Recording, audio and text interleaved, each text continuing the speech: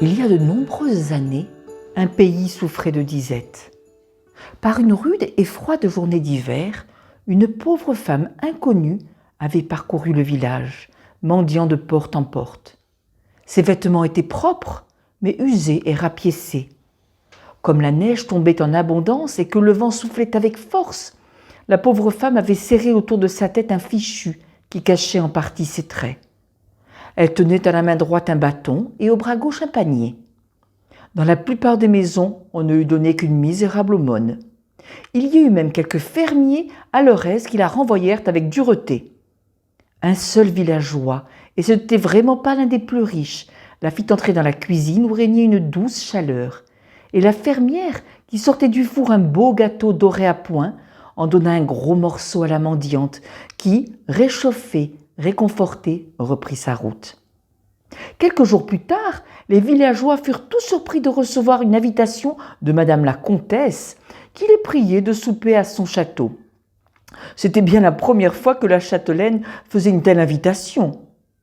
Les braves paysans mirent leurs plus beaux habits, et un peu intimidés, ils arrivèrent au château à l'heure indiquée. Des domestiques très stylés les aidèrent à ôter manteaux, chapeaux, et les introduisirent dans la salle du festin. Une grande table avait été dressée.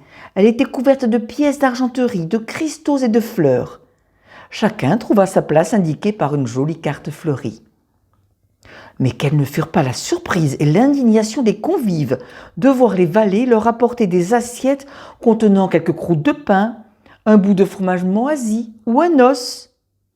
Seule une famille, assise près de la châtelaine, était servie de mets succulents, poulets rôtis, salades, légumes rares. Des murmures s'élevèrent dans la foule. Dans la salle, on se moque de nous, c'est honteux. La châtelaine s'était levée.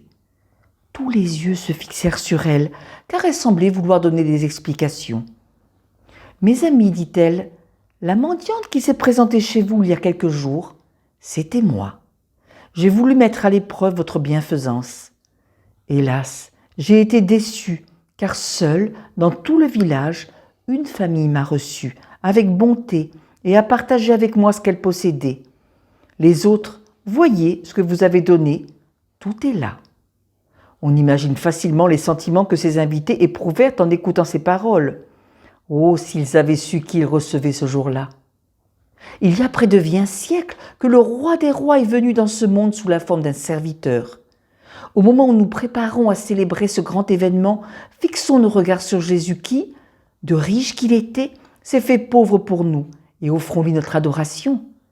Et puisque Dieu nous a aimés jusqu'à envoyer son Fils unique pour nous sauver, soyons les messagers de cet amour autour de nous et que nos yeux soient ouverts sur les autres.